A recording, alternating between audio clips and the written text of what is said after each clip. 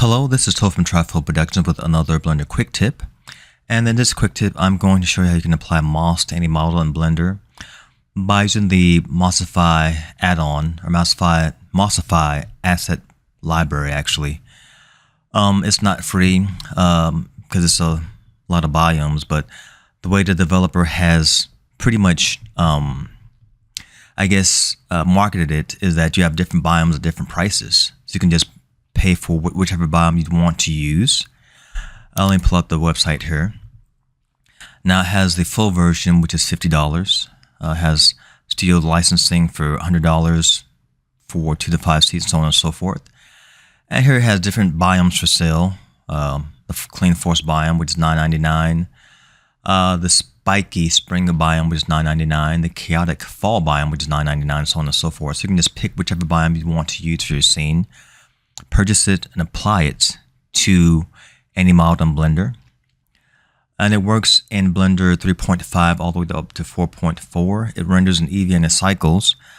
But there's some issues sometimes when it comes to rendering, and I'll let you know. I'll tell you guys about it as we go through the tutorial. But once you guys download it, now I'm using 4.1 for the tutorial myself. And I'll leave a link of it below the video so you can download yourself and check it out. But once you've downloaded the zip folder, you unzip it. I've already done it here. I'm going to left click, then right click, and copy. And then to install an asset library, go to Edit, and then Preferences, and go to File Paths, and then click on that plus sign there. Then left click in there, press Control V to paste that information, press Enter. Double click, and once you see nothing in the viewport there, click on Add Asset Library, and you're good to go. If you want to, just for safety purposes, click on this burger widget and click on Save Preferences just to make sure it's saved inside the library.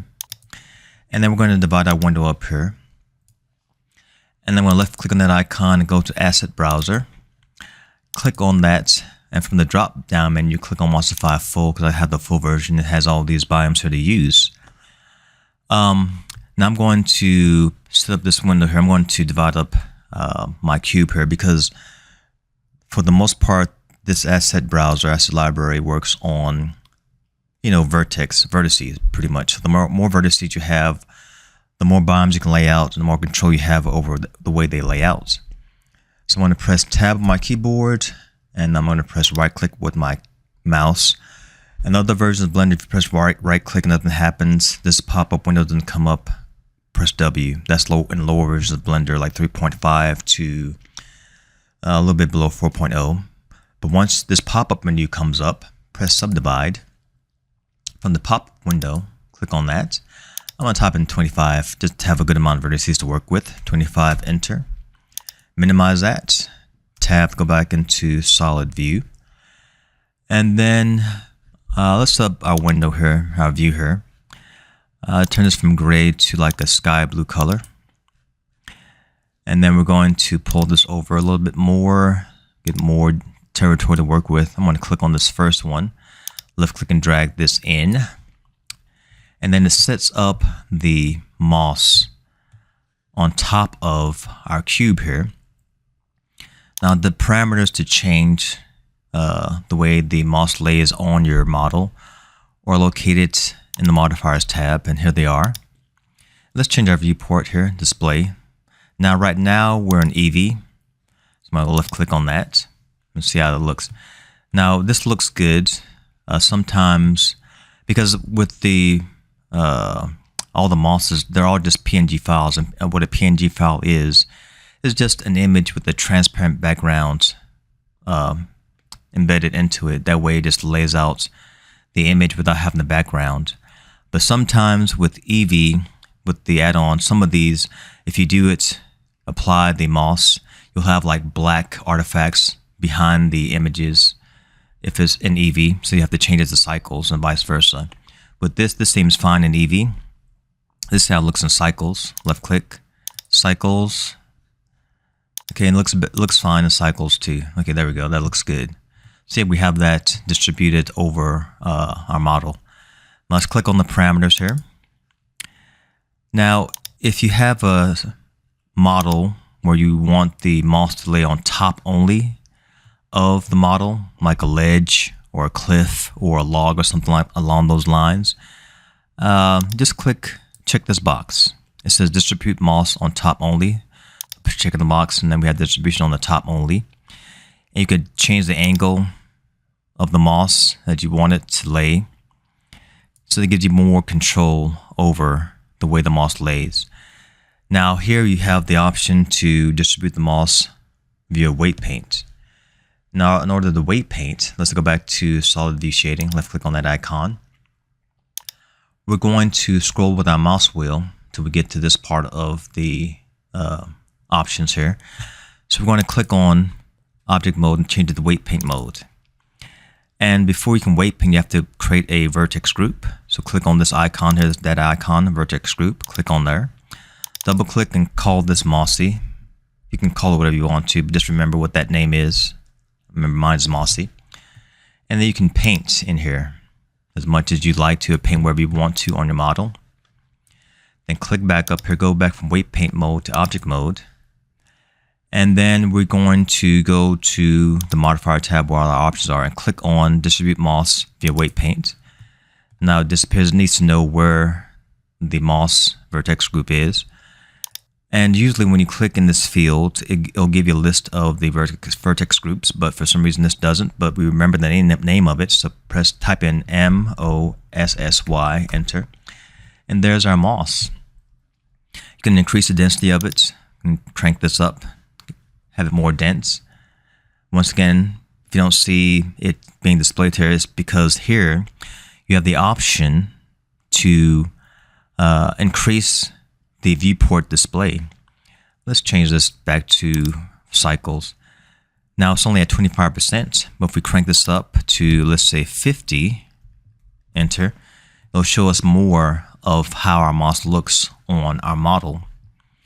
Now you can increase the moss scale here. Let's turn this list off. Can this turn off? There we go. We can increase the moss scale, the moss drying. This is pretty interesting too, because right now the moss is nice and green, which means it has water in it. But as moss gets drier, as vegetation gets drier, it turns brown.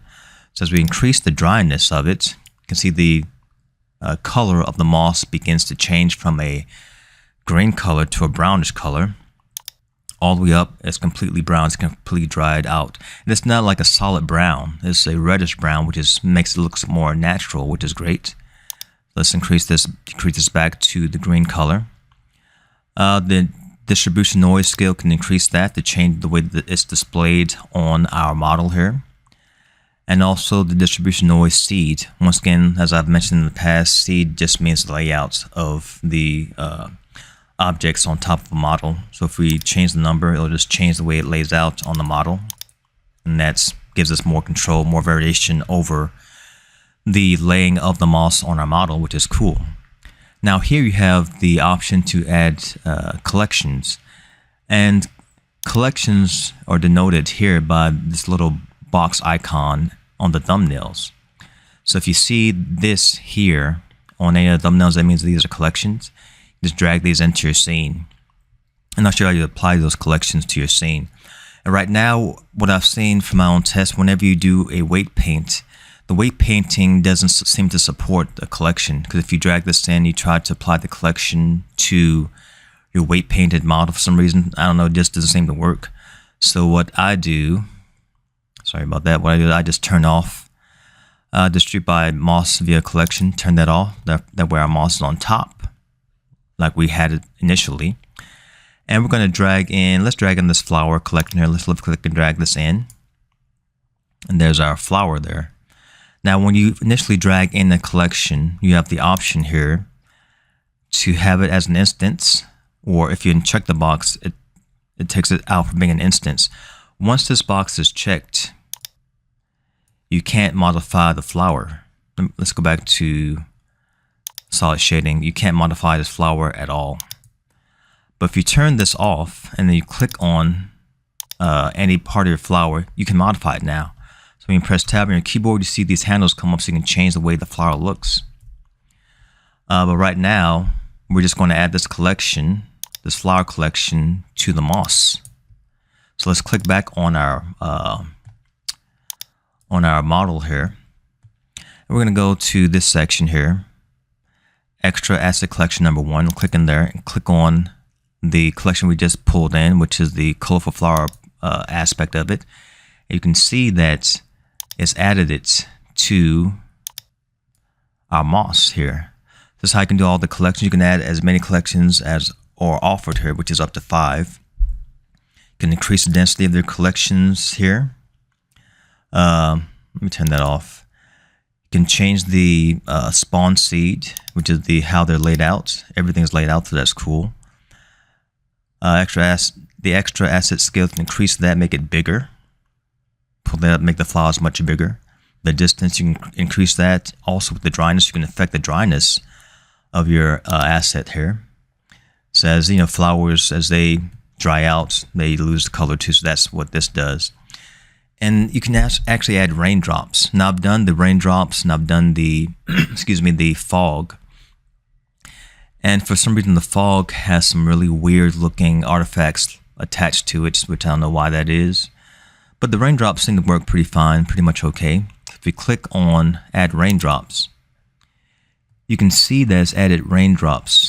You can see the raindrops being added onto the moss, which is nice.